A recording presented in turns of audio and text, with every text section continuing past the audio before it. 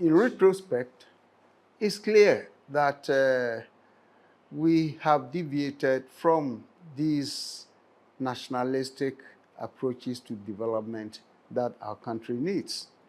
If we had sustained, for instance, the program to feed ourselves, we will not be importing tomatoes from Burkina Faso today.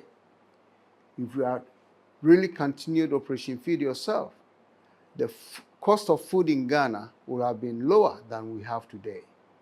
So I think these were important programs that we should have sustained through the years. No nation can claim to be proud of itself if we are not able to provide the basic needs of the people, particularly food. That's why I think any government today and the future should seriously consider going back to the program for Ghanaians to develop self-worth, to believe that those things that we can do locally, we should do it, rather than spending the scarce foreign exchange importing items that we can produce locally.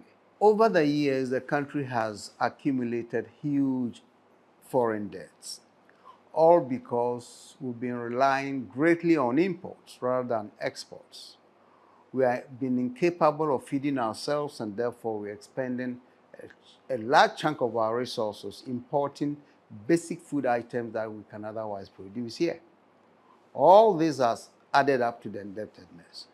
And I think if we were to revert to some of the policies of Acheampong, especially in food production,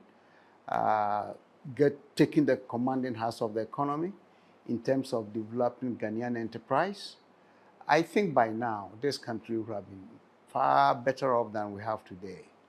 Look, don't forget that Acheampong deliberately sought to develop Ghanaian entrepreneurs.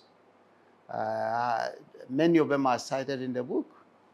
But all these enterprises, these business persons were destroyed after his overthrow, to the extent that Ghana appeared to have been without industries during the 1980s and the 90s. It's now that we are beginning to rebuild our economy. So I think it's important for us to remember that even though he was a military leader, certain policies he initiated, we should be proud of them and find a way to revert to those policies in order to build this country the way it ought to be.